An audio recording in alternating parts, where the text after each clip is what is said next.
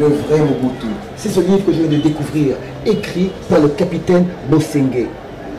Oui, le vrai Mobutu. C'est celui que vous allez découvrir dans votre prochaine émission Zoom, toujours sur Arsène Kamango TV. Que va-t-il dire? Plein de choses que vous ne connaissez peut-être pas. Le capitaine Bosengue est un ex-phase. Il a travaillé dans les forces spéciales. Il a été conseiller de Kongolo Mobutu Saddam Hussein. Et aussi, il a travaillé auprès de feu le général Mayele. Alors, qui était le vrai Mobutu?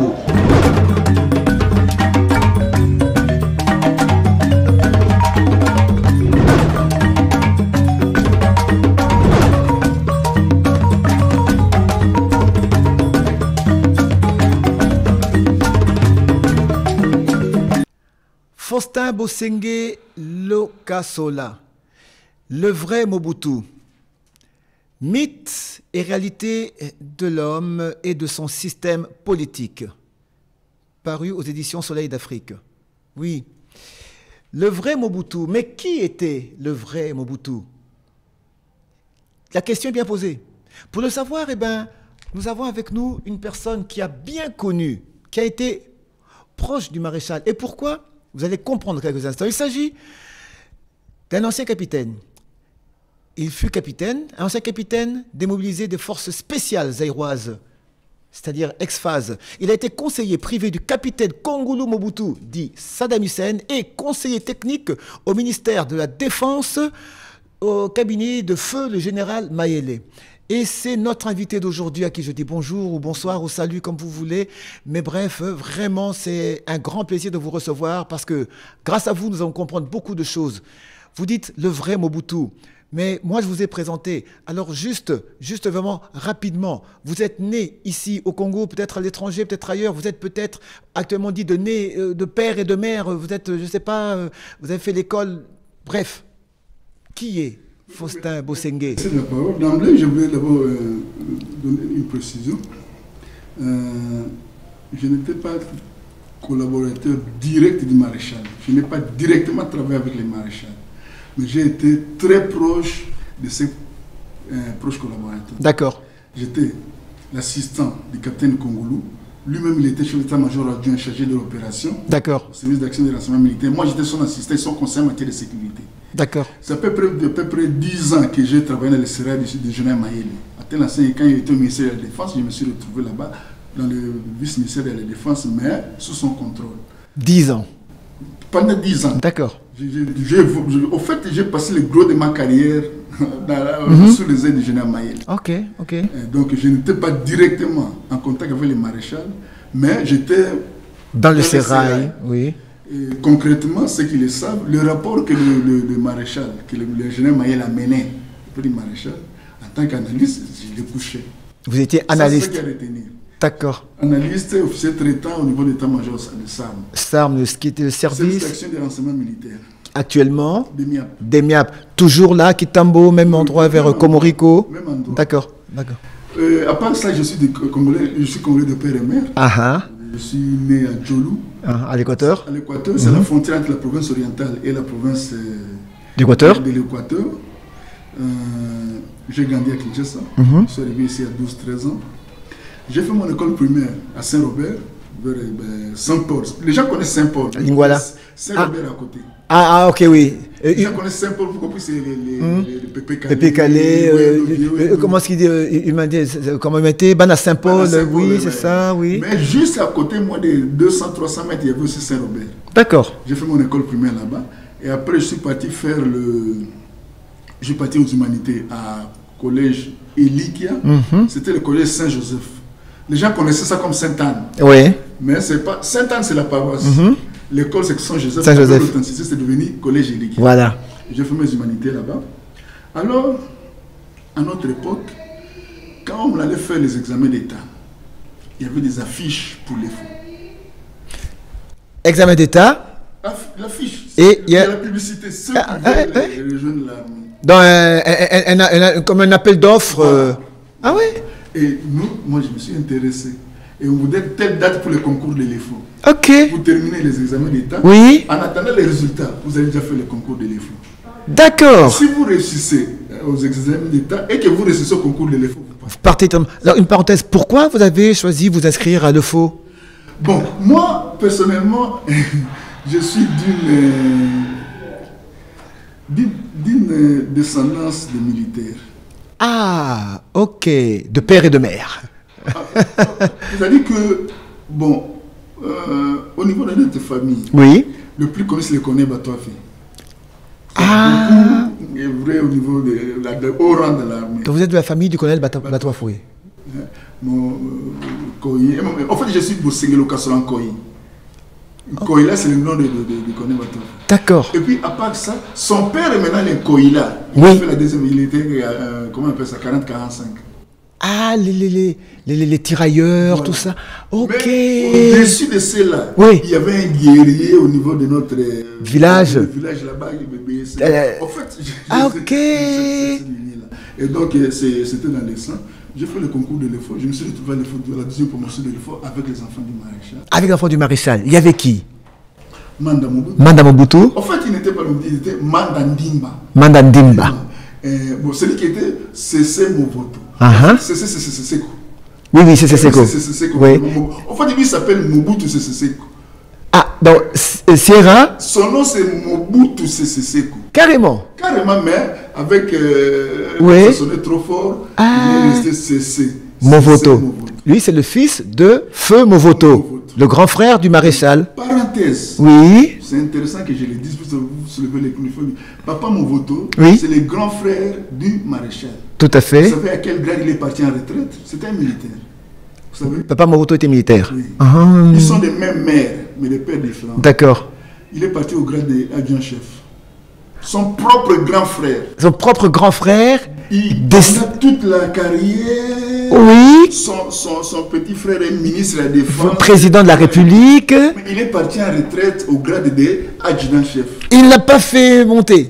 Ça, c'était pas mon but. Ah bon? Ses propres enfants, pour passer au grade de sous-lieutenant, oui. Ils sont partis à l'EFO. Et je vous informe que dans notre promotion, il y a eu 3 morts en exercice. 3 morts en exercice? Je suis à la télé, je parle à la télé. Ok. 2, le pauvre Basile, exercice de... Ça s'appelle Bukamikoua. Tu te rends compte? Ça c'est où? C'est où? À Kananga. Il y a un endroit qu'on appelle Bukamikoua. Ça dit que vous avez des ravins, des exercices d'endurance. Ok. Ça s'appelle Bukamikoua. Lui, il est décédé pendant l'exercice. Après l'exercice. Vous savez, comment ça diagnostic médecin? Vous savez? Qu'est-ce qu'on dit? Effort excessif. Cause de la mort. Les enfants de Mobutu étaient là-bas. Et il n'a pas dit, voilà, il y a déjà des morts. Non, non, non, ils étaient là. Ils ont continué. Il faut préciser, il y avait Manda, hein? Guemani, Golf, Sierra Movoto, CC, puis Konga, oui, Konga Mobutu. Konga. Lui, c'était oui. Konga Mobutu. Oui. Ils étaient là. Et à part ça, il y a eu 2 morts en exercice traversé de rivière Louloua. Ah, ok. Les pauvres Yahvé et les pauvres Mokonzi. Ils sont noyés. Noyés. Et Mobutu n'a pas dit, écoutez, ça commence à mourir. Non, non, non. On arrête. Ils étaient là. Ok. Ils ont fait toute la promotion pour passer, pour devenir sous-lieutenant. Sous-lieutenant. Ses propres enfants. Pas lieutenant, mais sous-lieutenant. Sous-lieutenant. D'accord. Et on est parti travailler à la frontière pendant 4 ans. 4 ans à la frontière. À la frontière, dans une unité de combat. Vous? Sierra, Golf. Golf. Manda avait des problèmes. Manda déjà 2 ans avant, il avait déjà quitté l'armée. D'accord. Mais nous, les 3 là, on était à la frontière. Et on a fait 4 ans pour passer des grades de sous-lieutenant à premier lieutenant. Ses propres enfants, à la frontière. Ok. Et un jour, il est venu assister à un défilé. Mobutu. Et le commandant de division Kamagnola, Divka, c'est le général Mokobo. Et il se promène, il voit ses enfants, il dit, mais Mokobo, mais lieutenant puis lui, il les savait à la frontière à Moussou. Ah! Il dit non, il n'était pas encore maréchal. Il dit que non, il défilé. Il dit, ah bon. Sinon, il donnait des instructions pour qu'il rentre à la frontière. Ok. Quand vous parlez de phases, oui. C'était un état d'esprit tenu par un individu. Qui était le maréchal Mobutu. D'accord. Et pourquoi il s'accrochait comme ministre de la Défense de 65 à 92. De 65 à 92. Mais tout est parti de quoi? Quand la conférence nationale a dit il ne va plus gouverner, il faut qu'il règne seulement. Il s'est départi du ministère de la Défense. C'est là où nos problèmes ont commencé. Ce n'est pas l'AFDEL. Ok. Révisitation de notre histoire nationale. L'AFDEL est venu détruire l'armée. Non. L'AFDEL a trouvé une armée qui était déjà détruite. L'AFDEL a trouvé une armée qui était détruite. Ok, là vous venez de dire que c'est de 65 à 92. Donc ça nous fait... Quand il quitte le ministère de la Défense. Ça nous fait... C'est Bandoma. Paul Bandoma qui était de l'UDPS, ministre de la Défense. Ensuite, Ngouz Kaliband. Oui. Et qui n'avait pas la même rigueur que Mobutu. Ah, ok. Et ça commence à devenir 6 mois après, vous passez... Regardez tous ces gens qui sont après là. Il est sous-lieutenant, 6 mois après, il est premier lieutenant. 6 mois... Bon, ça, je peux le dire. C'est important qu'on le sache. Puis ça engage notre pays. Absolument. Pays. Oui. Parce que pour avoir des solutions pour notre armée, nous devons partir de la racine du mal. Jusqu'à la racine du mal. À partir de 93, 94, quand les généraux ont pris la place de Mobutu, je ne veux pas citer les noms ici par respect au nom des familles, on commençait à prendre des jeunes gens, des finalistes des humanités du collège de Guadeloupe. Par exemple, il vient, il fait 6 mois à Kibomango. Déjà la formation militaire est bâclée puisqu'il faut 9 mois. Il est commissionné capitaine. Après 6 mois. Il est commissionné capitaine. Il va faire l'école de police d'Alexandrie. Bon, je crois que ça... Ah non, c'est intéressant ça. Il va faire l'école de police d'Alexandrie. Il revient avec le titre de breveté d'état-major. Et il est nommé major. 6 mois après, il devient lieutenant-colonel. Regardez comment les phases ont été détruites en quelques années. Ce n'est pas l'AFDEL, c'est avant l'arrivée de l'AFDEL. C'est comme ça que l'AFDEL est venu marcher sur un terrain qui était déjà... Le virus était déjà dedans. Et maintenant, quand il y a eu la guerre, ceux qui combattent, ils disent, mais vous avez fait ça d'une histoire de tribus, non? Ok. Mais allez combattre. Pourquoi vous voulez que nous, on puisse aller combattre votre place? C'est vous qui passez les 6 mois de grade. Oui. Voilà à peu près... Donc, si on dit à partir de... Si vos propos de 92, donc c'est avec le courant de la démocratie que tout a dégringolé. À mon humble avis. Oui. Au fait, le point de la démocratie, de la conférence, ce n'était pas une mauvaise chose. C'est les dictateurs Mobutu qui décident de la conférence nationale. Au fait, puisqu'on parle de l'histoire du pays, Mobutu n'avait subi aucune pression, ni des Occidentaux, ni de l'opposition politique, ni de l'IPDPS. C'était une surprise. Quand il l'annonçait, les gens étaient surpris. Le temps travaillé en 1990. Conseiller Vieux Pius. Kemaïlo, qui était à cette il dit, maréchal, vous voyez ce qui vient d'arriver à votre ami Kochescu? Cette histoire de démocratie, nous devons prendre le devant. Anticiper. Démocratisons les institutions. Ok. C'est comme ça que lui il a décidé. Il dit, mais il connaît le paysage, il a vécu 165, on en parlera quand on va parler de coups de sang, coups d'État. Il dit, mais avec ce que nous avons subi dans le passé, tenons-en à 3 partis politiques. 3 partis politiques, oui. Les gens ont dit, les dictateurs, toi aussi, multipartisme intégral. Oui, je me souviens, c'était Lancelé, juste après son discours de « Comprenez mon émotion ». Il voulait qu'il y ait 3 partis. Le MPR, l'UDPS et FCN. FCN, voilà. Les gens ont dit, non, dis-toi aussi, mets-toi d'abord à côté. Le mal a commencé à partir là. Parce que si on avait 3 partis, c'était gérable. Mais quand tout le monde pouvait se réveiller le matin, il devient président des partis politiques. Il y avait trop de présidents des partis politiques. Il y avait trop de présidents fondateurs. Et jusqu'aujourd'hui? Il y a trop de présidents fondateurs. Aujourd'hui, on parle d'autorité morale. Mon frère, vous savez, quand on est pas, même quand on est en séminaire, quand on va dans des conférences, on dit toujours, bon, qui vont faire la synthèse? On choisit 2 ou 3 personnes. Vous savez pourquoi? Mais si vous voulez faire cette synthèse à 20, vous ne terminerez jamais cette synthèse. Oui, c'est logique. Et on avait 400 présidents fondateurs. Et c'est normal que pendant 7 ans, de 5 ans de 92, on était en train de tournoyer. Vient nous trouver. Donc voilà, bref, j'étais à l'EFO. Après l'EFO, je suis parti en opération au Tchad. Comme on était dans une unité de combat. Oui. Quand ça bat, de qui ils vont? On était dans l'unité de combat. Oui, parce qu'il faut préciser que vous êtes génie. De génie. Vous c'est le combat. Génie de combat. Vous êtes un génie de combat. Donc en ce qui concerne... Je suis parti au Tchad, j'étais l'officier du génie du bataillon Léopard. Officier du bataillon Léopard. Ok. Le bataillon Léopard. avec à l'époque c'était Major Makoma, il est maintenant le général. Le commandant du régiment c'était le Major, Major Moussala, qui est passé lieutenant-colonel là-bas. Là-bas, au front. Oh, ok. Comme il faisait des étés 2. DZT. Détachement 0 au Tchad. D'accord. Deuxième détachement 0. Il remplaçait, le Major Moussala a remplacé le Major Mouzamabé. Mouzamabé fut à l'époque DZ1. Major. Il était major.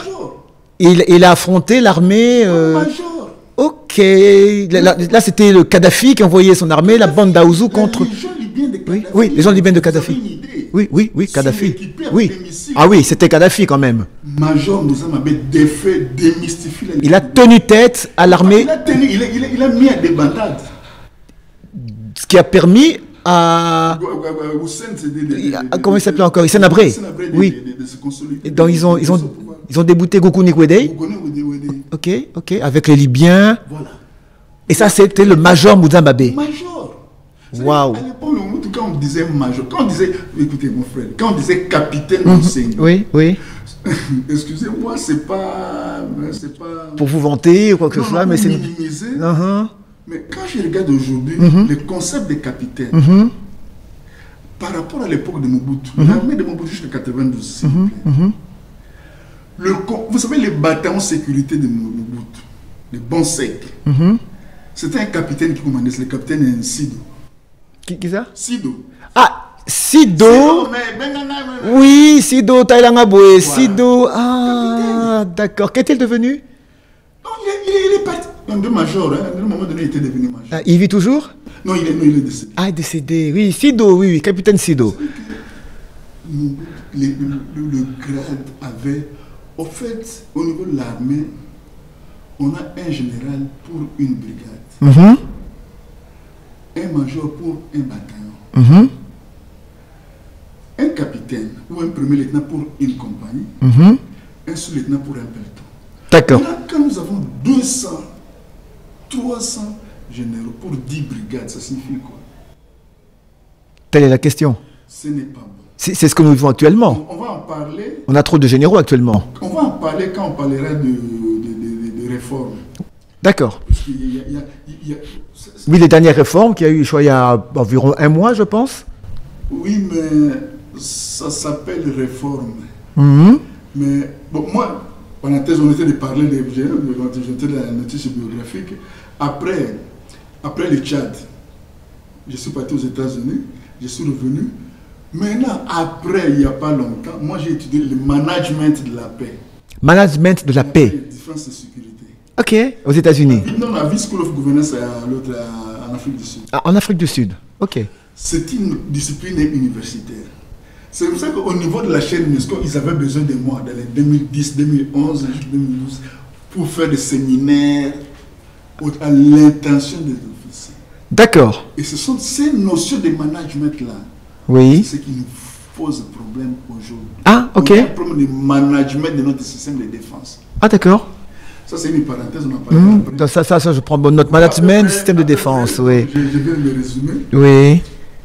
Né à Djolou, grandi à Kinshasa, EFO, États-Unis, la guerre du Tchad, on revient à la guerre du Moba. Avant d'aller aux États-Unis, je reviens aux États-Unis. SARM, oui. 86 jusqu'à 96. Quand je quitte pour aller avec Congolou, pour aller au ministère de la Défense. D'accord. Là, sous 10 ans oui. avec le général Maïli. D'accord. Et tout dans le sérail, évidemment que les enfants de Mobutu. Ça, c'est depuis oui, voilà. Oui. C'est Manda qui me recommande chez Congolo. Oui. On est toujours là. Les Sierra, tout ça, c'est présumé. Oui, d'accord. Et de là, vous évoluez en armée, donc vous êtes arrivé au grade de capitaine, quand vous expliquez bien que le grade, avait donc, comme il dirait. C'est pas des capitaines, par oui. exemple, cas de maréchal d'école, le 16 mai, il y avait le 16 mai 97. 97. Il y avait des généraux que j'ai vus, je peux me tromper. Il y avait le général Likouli et le général Mayeli. Ici à Kinshasa? À l'aéroport, le matin au pied d'avion. Oui, ici. Ici, oui. le 16 mai. Oui. Tout le monde était déjà parti. En exil. Et ils étaient déjà à Brazzaville. Ah oui, d'accord. Ils avaient déjà traversé. D'accord. Mais le général Mayele et le général Likoulia, qui était Premier ministre, Likoulia, oui. Quelque chose comme ça. Maintenant, à part la sécurité du président, il y avait 3 capitaines. D'accord. Au pied d'avion. Ok. Je l'ai dit à la télé.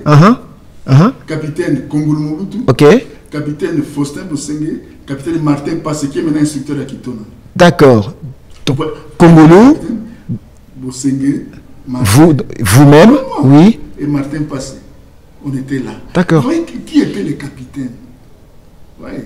Ok. Donc ça, je l'ai dit, pourquoi? Puisque quand on va arriver au niveau des solutions, il faudrait qu'on... C'est pourquoi je n'ai pas dit néo-moboutisme. Hein. C'est-à-dire que prendre les aspects positifs du moboutisme. Oui, ok. Moboutisme avait... Il n'y avait pas qu'il y avait beaucoup de choses de positives. Mais pourquoi ne pas se référer à cet aspect positif-là? Mais pourquoi est-ce qu'on ressort que le côté négatif, le mauvais côté, on veut brandir la seule image qu'on brandit de Mobutu, c'est le dictateur. Oui, c'est ça, d'où le livre Le vrai Mobutu.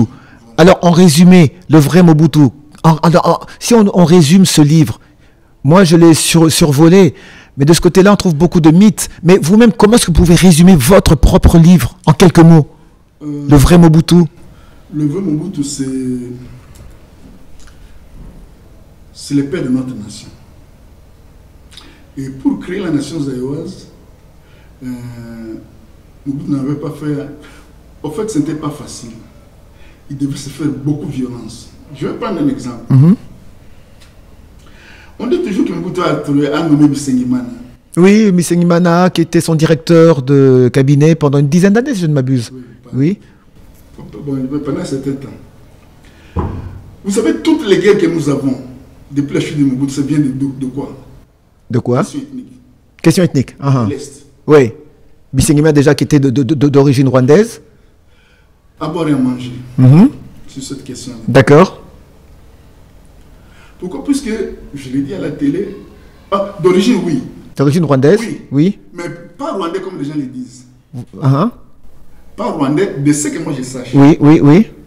Pourquoi? Puisque toutes nos constitutions, à commencer par la loi fondamentale de 1960. 1960, oui.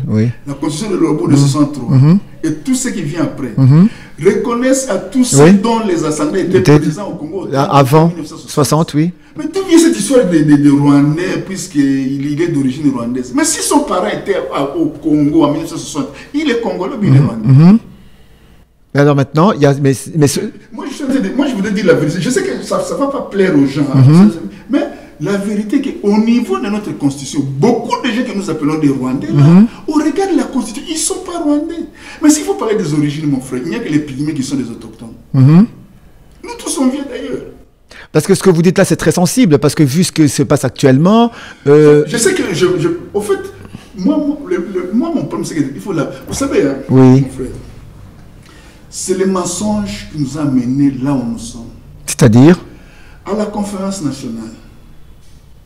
L'objectif de la conférence nationale, c'était pas de faire un réquisitoire contre le régime de Mobutu. C'était de baliser les terrains de la démocratisation. Comment on va faire pour passer de la dictature à un système démocratique, oui. Mais les gens ont détourné la conférence. C'est devenu un grand tribunal. Contre Mobutu réquisitoire. Mais beaucoup de mensonges. Le mensonge a été utilisé comme arme politique. À la conférence nationale. À la conférence nationale. Je vais vous donner par exemple un exemple des hiboux. Ah oui, les hiboux. Les hiboux, les fameux avec les pagéros. Les pagéros. Je vais l'expliquer ici. Les hiboux, le commandant suprême Mobutu, l'extraordinaire, selon moi, c'est un être extraordinaire. Ça m'engage moi. Il remarque qu'en 1994, il y avait les Rwandais, les rebelles de FPR qui étaient partis de l'Ouganda jusqu'à arriver aux environs de Kigali. Avant qu'ils n'envoient Mayele les neutraliser. Il se dit, nous pouvons avoir des problèmes au niveau de cette frontière de l'Est là. Puisqu'ils sont rentrés au Ouganda. Mais qu'est-ce qui ne suffirait pas que prochainement, au lieu d'aller au Rwanda, ils vont venir ici chez nous. Bon, ils regardent en Afrique, qui a l'expérience des frontières, les Sud-Africains, pourquoi? Puisque pendant l'apartheid, ils avaient à gérer les frontières de Zambie, Tanzanie, où il y avait des guerrieros de la NCNC. Ils avaient développé cette expertise-là. Il va appeler une unité de Sud-Africains pour venir former des Zaïrois, des militaires Zaïrois à la protection des frontières pour anticiper sur... Puisqu'il y a la menace des FPR à l'Ouganda. Déjà à l'époque. Commandant suprême visionnaire. Il dit, mais je veux mettre quelqu'un de confiance. Il dit, Major Dondo, colonel Dondo, qui était son garde. Ton garde du corps. Tu vas là-bas pour former ces gens-là. Les Sud-Africains, là, dans leur badge, les hiboux, ils portaient les hiboux. Ok.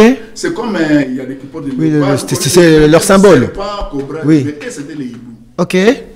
Maintenant, l'opposition, comme là, le maçon était venu une arme politique, ils ont pris cette histoire des régiments qu'on est en train de former, dont les experts portent des badges de hibou, pour aller être déployés à l'Est, puisqu'il y a la menace des FPR au niveau de l'Ouganda.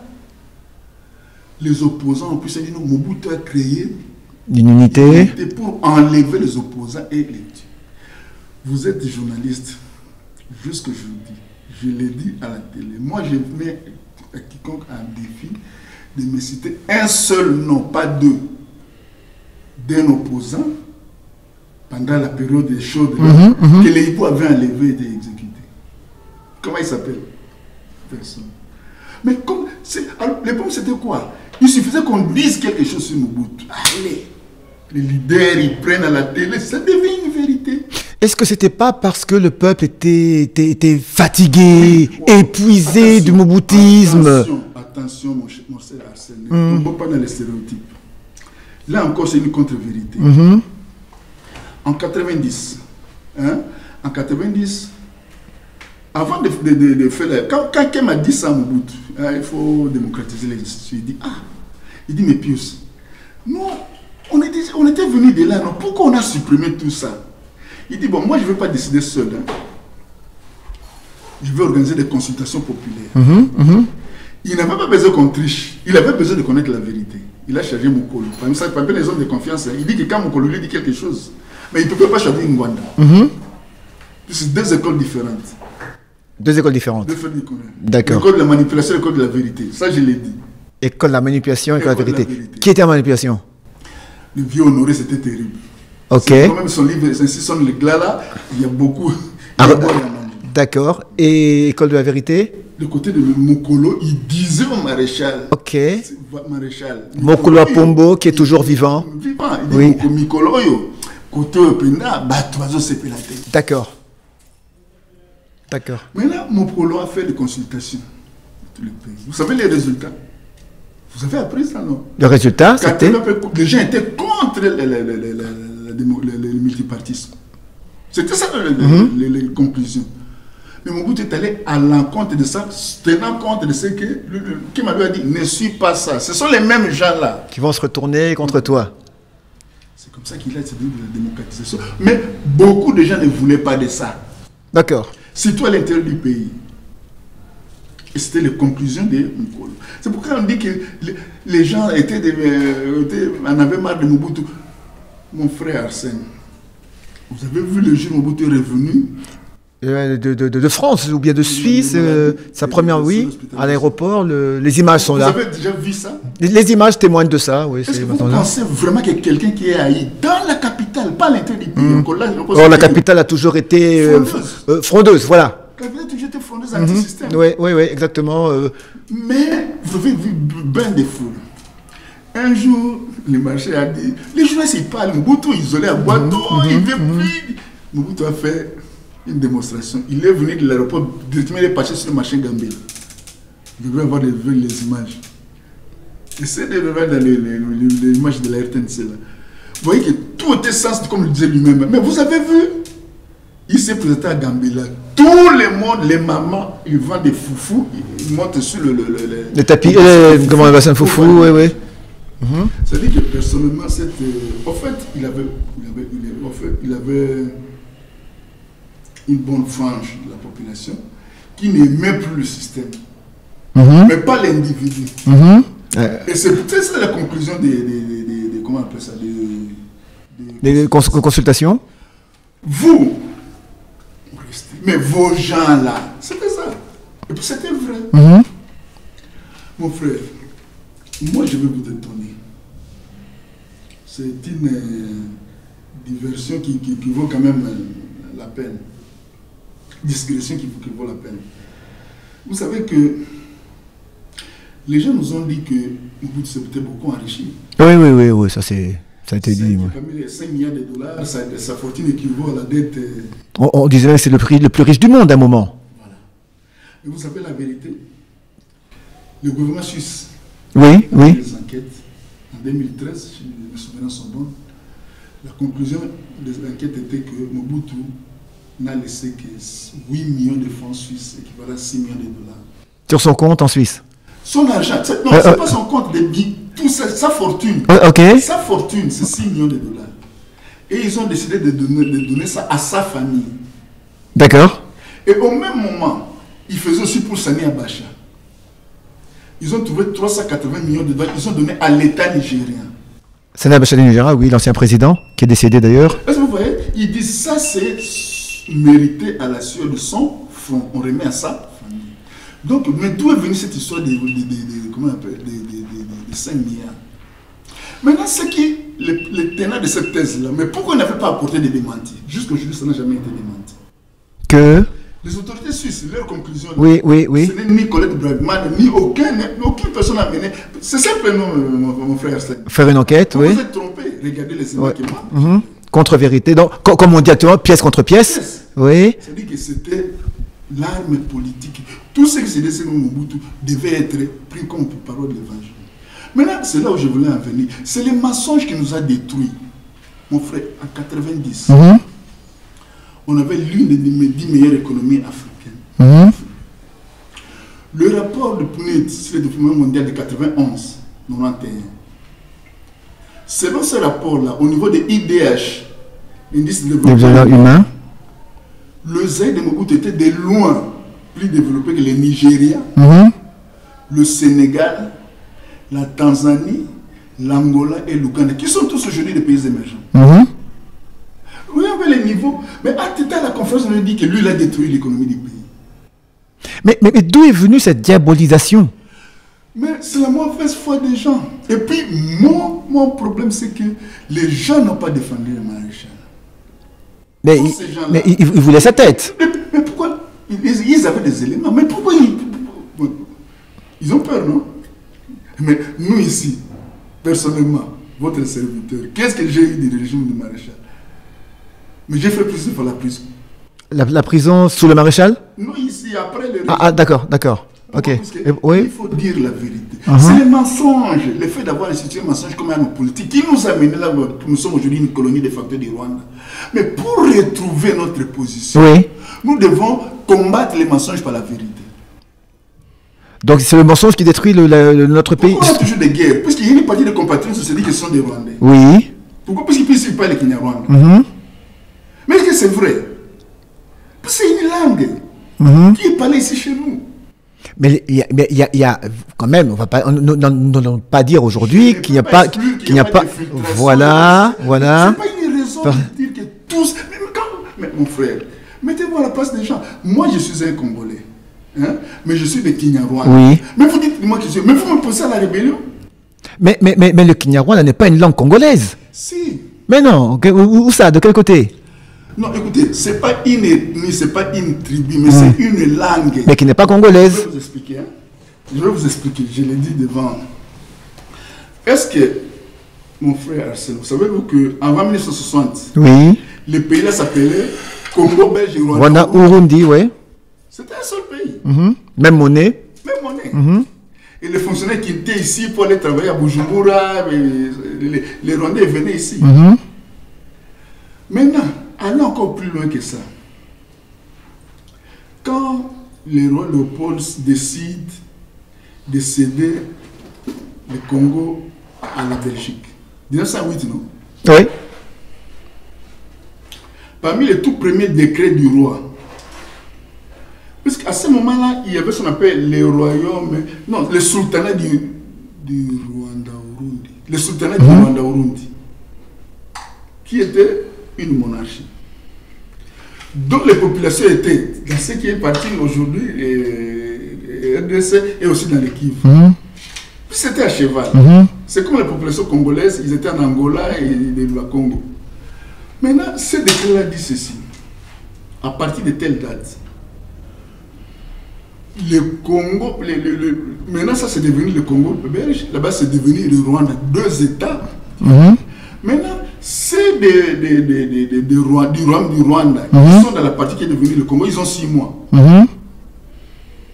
Pour partir bagage, tout chèvre, bœuf, tout, pour traverser. Maintenant, ceux qui avaient traversé, ils sont devenus des Rwandais. En fait, ils sont restés Rwandais.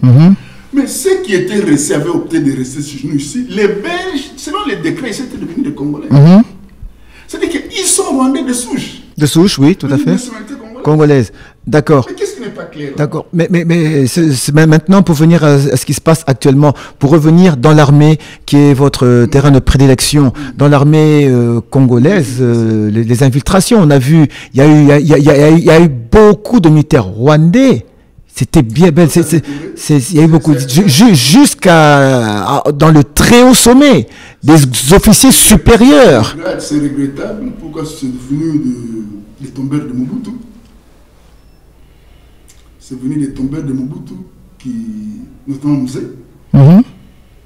qui nous a mené à cette James. Oui, voilà, chef d'état-major général. Oui. Et c'est parti de là. Mais par contre, personnellement, moi je ne suis pas en train de prendre la trahison comme la cause principale de contre-performance de notre armée. Ici, la trahison joue quelque chose. La quoi? Trahison. D'accord. Mais à l'époque de Mobutu, il y avait aussi la trahison. La guerre du Chaba, vous pouvez avoir une idée, les généraux Bumba. Mais ce n'était pas une raison pour que les phases ne se ressaisissent pas. La différence, oui. La mauvaise gestion, moi personnellement, oui. Il y a un très mauvais management de notre système de défense. Oui, comme vous l'avez dit tout à l'heure. Même s'il n'y a pas la trahison, mon frère. Oui. Je ne sais pas. On est dans l'histoire. Oui, tout à fait. C'est l'histoire réelle, oui. Ça s'est réellement passé, c'est oui. Même s'il n'y a pas la trahison. Mais si vous n'avez une armée qui ne fait jamais de manœuvres militaires. Manœuvre militaire, c'est-à-dire pour mieux comprendre, oui. 6 mois après, bon, regardez. Parce que nous qui ne sommes pas militaires, ça, vous avez certains termes que quand même bien comprendre, oui. Quand j'ai des unités de combat, oui. Moi j'étais au bataillon Léopard, oui. Brigade Léopard, oui. au Chaba. Tous les 3 mois, attendez, et tous les 3 mois, il y avait l'exercice de bataillon. Les mêmes 3 mois, tous les 3 mois, vous avez l'exercice de bataillon. Tous les 3 mois. Tous les 3 mois. Chaque bataillon fait son exercice. Les 6 mois, vous avez l'exercice de brigade. C'est des brigades, oui. La brigade se déploie. Ok. L'exercice, c'est comme un match amical. Oui. Et au moins une fois, au moins tous les 2 ans, il y avait ce qu'on appelle manœuvre de phase. D'accord. Vous avez une idée, manœuvre à Kamina. Voilà, oui.